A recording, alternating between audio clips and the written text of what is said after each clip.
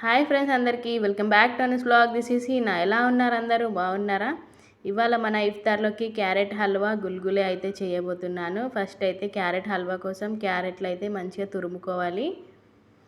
ఇక్కడ వచ్చేసి ప్యాన్లో నెయ్యి అయితే వేసుకున్నాను. ఇక్కడ కాజు బాదం హాఫ్గా కట్ చేసుకొని అయితే వేయించుకోవాలి. కొంచెం కలర్ మారితే చాలు. ఇక్కడ చూసారా, ఈ కలర్ వచ్చేంత వరకు అయితే వేయించుకోవాలి.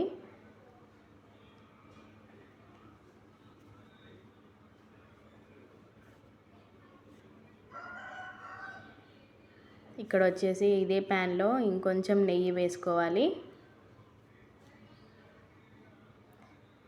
ఇప్పుడు ఇందులోనే మనం తురుముకున్న క్యారెట్ అయితే వేసుకుంటున్నాను. మంచిగా ఫ్రై చేసుకోవాలి ఈ క్యారెట్ తురుముని. ఆ పచ్చి వాసన పోయేంత వరకు అయితే నెయ్యిలో మంచిగా ఫ్రై చేసుకోవాలి.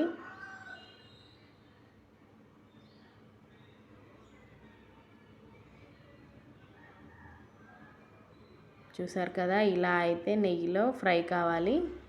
ఆ స్మెల్ అనేది పోయేంత వరకు ఫ్రై చేసుకోవాలి.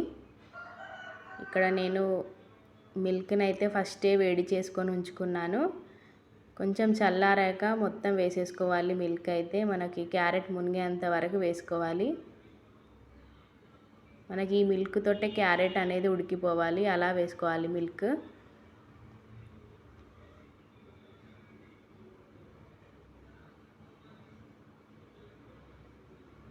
చూసారు కదా, ఇలా అయితే మనకి దగ్గర పడిపోయింది కదా కొంచెం. ఇప్పుడు హాఫ్ కప్ షుగర్ అయితే వేస్తున్నాను నేను. ఇప్పుడు ఈ షుగర్ వేసాక మొత్తం దగ్గర పడేంత వరకు అయితే కలుపుకోవాలి. ఇక్కడ నేను ఇలైచీ పౌడర్ కూడా లైట్గా వేసాను. మనకి ఇలైచీ పౌడర్ ఉంటేనే టేస్ట్ వస్తుంది. ఇప్పుడు ఈ వాటర్ మొత్తం దగ్గర పడేంత వరకు అయితే ఇలా ఫ్రై చేసుకోవాలి. కొంచెం స్పూన్ తోటే మనం స్మాష్ చేసుకున్నట్టు చేసుకోవాలి. ఇక్కడ లాస్ట్లో అయితే మిల్క్ మేడ్ వేస్తున్నాను నేను. మనకి మిల్క్ మేడ్ వేయడం వల్ల టేస్ట్ కొంచెం ఎన్హాన్స్ అవుతుంది. నేను షుగర్ వేసాను కదా, అందుకనే లైట్గా వేసుకుంటున్నాను.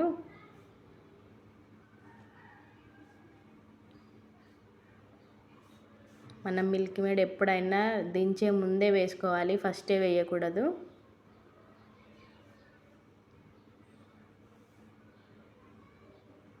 ఒకసారి మిక్స్ చేసుకొని మనం ఫ్రై చేసుకున్న డ్రై ఫ్రూట్స్ ఉన్నాయి కదా, అవి కూడా వేసేసుకుందాం ఇందులోకి.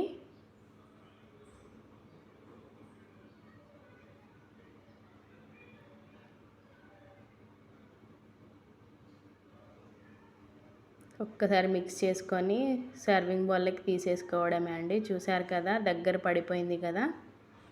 చల్లారితే ఇంకా గట్టి పడిపోతుంది, అందుకనే ఇప్పుడే ఆఫ్ చేసుకోవాలి. నేనైతే అయిపోయిందండి. నేనైతే సర్వింగ్ బౌల్లోకి అయితే తీసుకుంటున్నాను.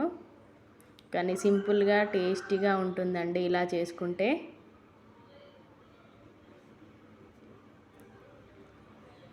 అంతేనండి, మన క్యారెట్ హల్వా అయితే రెడీ అయిపోయింది. ఇలా అయితే ట్రై చేసుకోండి ఒకసారి, చాలా టేస్టీగా ఉంటుంది. మిల్క్ మేడ్ వేసాం కదా, కొంచెం టేస్ట్ కూడా బాగుంటుంది.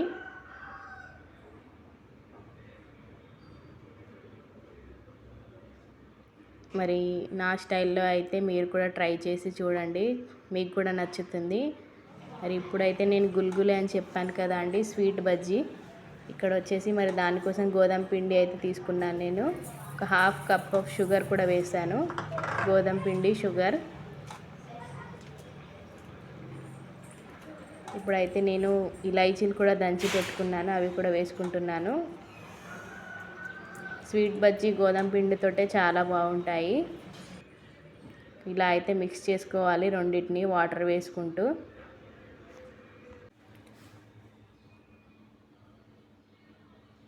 ఇప్పుడు కొంచెం సోడా వేసుకొని ఒక్కసారి కలుపుకోవాలి.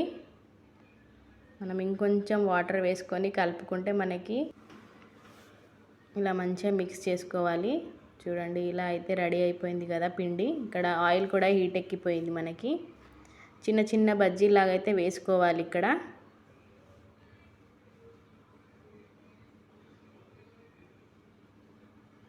చూడండి, ఇలా అయితే ఫ్రై చేసుకోవాలి. పైన క్రిస్పీగా లోపల మెత్త మెత్తగా చాలా బాగుంటాయి. మీరు కూడా ట్రై చేయండి ఈ స్వీట్ బజ్జీస్. చూడండి ఇలా అయితే ఫ్రై చేసుకోవాలి కలర్ మారేంత వరకు అయితే. ఇప్పుడు నేను ఇక్కడ వేస్తున్నాను చూడండి, చిన్న చిన్న బజ్జీలాగా.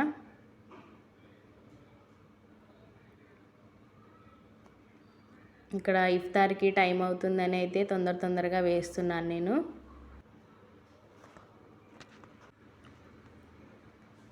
అంతేనండి, అన్నీ ఇదే విధంగా అయితే చిన్న చిన్న బజ్జీలాగా వేసుకొని తీసేసుకోవడమే.